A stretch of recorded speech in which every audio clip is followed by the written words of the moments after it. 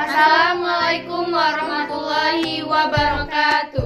Perkenalkan, kami dari kelompok 2 Palembang yang beranggotakan saya sendiri, Wulan Sundari Apriana. Saya Ella Agustin. Saya Bella Tri Ramadina.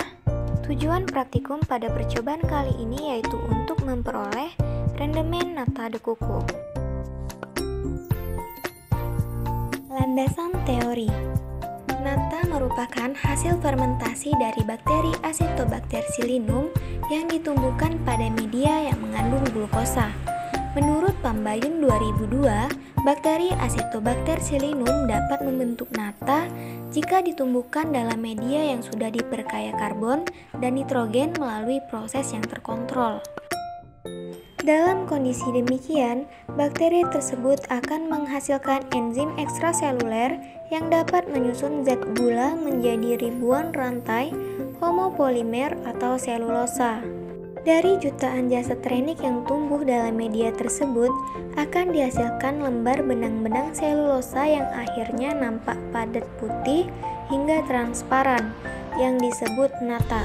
Komponen yang berperan membentuk nata dari bahan baku tersebut adalah gula, asam organik, dan mineral yang diubah menjadi selulosa oleh Acetobacter xylinum. Alat dan bahan. Alat yang digunakan panci, pisau, koran, sendok, talenan, gelas ukur, wadah fermentasi. Bahan yang digunakan 1,25 liter air kelapa, 10 ml asam cuka, 63 gram gula, 1 gram urea, bakteri starter Acetobacter xylinum. Prosedur percobaan. 1. Sterilkan alat-alat yang akan digunakan. 2. Saring air kelapa sebanyak 1,25 liter, kemudian rebus hingga mendidih. 3. Tambahkan 63 gram gula pasir, 10 ml asam cuka, dan 1 gram urea. 4. Panaskan kembali sampai 10 menit, kemudian dinginkan hingga 6 jam. 5. Setelah dingin, masukkan ke dalam wadah fermentasi yang telah disterilkan. 6. Selanjutnya, tambahkan bakteri starter Acetobacter xylinum. 7. Tutup wadah fermentasi dengan rapat, kemudian lapisi dengan koran. 8. Inkubasi selama 7 hari, simpan di tempat yang datar agar tidak mudah tergoyang. 9. Nata de coco yang terbentuk akan mengeras mengikuti pola wadah fermentasi. 10. Selanjutnya nata de coco yang terbentuk dicuci dengan air dan direndam selama 2-3 hari. 11. Setelah direndam, potong dadu nata de coco kemudian ditimbang. 12. Setelah itu rebus nata dengan air gula supaya nata de coco kenyal dan manis. Nata de coco siap disajikan.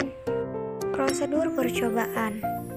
Tahap yang pertama yaitu merebus air hingga mendidih untuk proses sterilisasi wadah fermentasi dengan cara menyiramkan air panas ke wadah fermentasi, begitu juga dengan tutup dari wadah fermentasi. Setelah itu, kita jemur koran yang telah kita beli untuk proses sterilisasinya. Tahap kedua yaitu proses penyaringan air kelapa. Air kelapa disaring sebanyak 1,25 liter ke dalam wadah, kemudian dimasukkan ke dalam panci dan rebus hingga mendidih. Tahap ketiga yaitu persiapan bahan. Kita timbang gula pasir sebanyak 63 gram,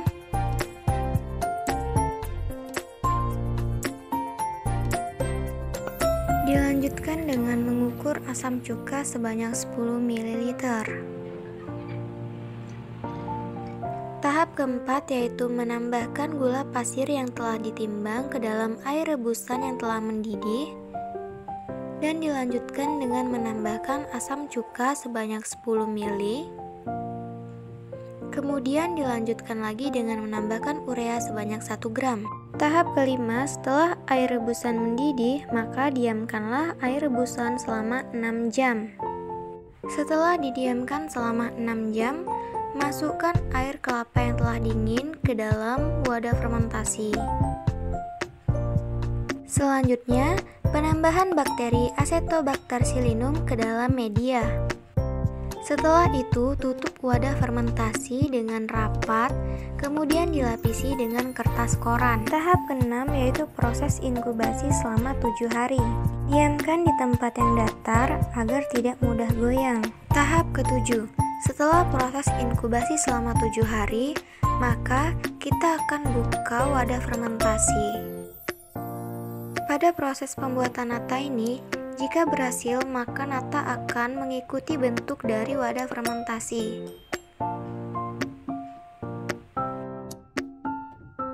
Nata de coco yang telah terbentuk kita cuci hingga bersih. Kemudian didiamkan selama 2-3 hari.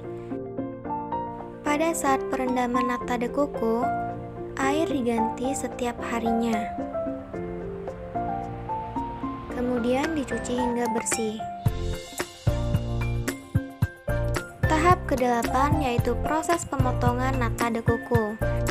Nata de coco dipotong sesuai selera, bisa membentuk dadu atau lonjong.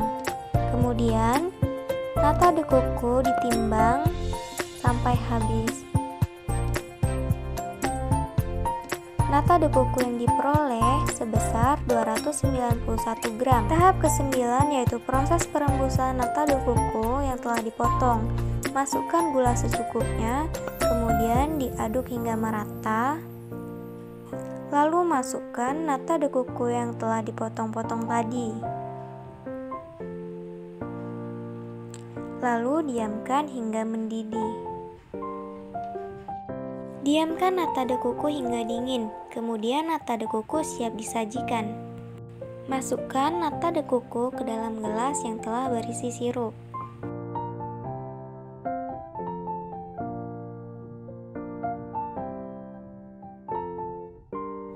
Kemudian setelah dimasukkan, aduk-aduk sirup hingga merata. Selanjutnya, kita coba nata yang telah kita buat. Rasanya mantap sekali. Pembahasan. Pada percobaan kali ini mengenai pembuatan nata de coco dengan menggunakan bakteri Acetobacter xylinum. Aktivitas Acetobacter xylinum mempunyai peranan penting dalam pembuatan nata de coco dengan mengubah glukosa menjadi membran selulosa. Nata de coco merupakan lapisan selulosa yakni metabolit sekunder yang dibentuk oleh mikroorganisme Acetobacter xylinum melalui proses fermentasi. Mikroorganisme ini membentuk gel pada permukaan larutan yang mengandung gula. Pembuatan nata menggunakan air kelapa dengan penambahan komponen lainnya untuk media nata seperti sumber karbon, nitrogen, mineral, dan vitamin. Sumber karbon dapat diperoleh dari gula dan sumber nitrogen dapat diperoleh dari urea, sedangkan mineral dan vitamin bersumber dari air kelapa itu sendiri. Adanya mineral dalam substrat akan membantu meningkatkan aktivitas enzim kinase dalam metabolisme di dalam sel Acetobacter xylinum untuk menghasilkan selulosa. Asam asetat digunakan untuk menurunkan pH atau meningkatkan keasaman air kelapa. Reaksi pembentukan selulosa oleh bakteri Acetobacter xylinum. Tahap pertama, reaksi hidrolisis sukrosa. Tahap kedua, reaksi perubahan alfa diglukosa menjadi beta diglukosa. Tahap ketiga, reaksi pembentukan ikatan 1,4 beta glikosida. Tahap keempat, reaksi pembentukan selulosa oleh bakteri Acetobacter xylinum. Perhitungan rendemen nata de coco. Persen rendemen nata de coco sama dengan berat nata dibagi berat air kelapa dikali 100%. Didapatkan rendemen sebesar 22,86%. Kesimpulan. 1. Aktivitas Acetobacter xylinum mempunyai peranan penting dalam pembuatan nata de coco dalam mengubah glukosa menjadi membran selulosa. 2. Warna nata de coco yang dihasilkan yaitu berwarna putih dan tekstur yang kenyal. Ketebalan nata de coco yang terbentuk yaitu 0,5 cm. 3. Asam asetat digunakan untuk menurunkan pH atau meningkatkan keasaman air kelapa. 4. Rendemen yang dihasilkan sebesar 22,86%. Itulah tadi video praktikum dari kami. Kami akhiri. Wassalamualaikum warahmatullahi wabarakatuh.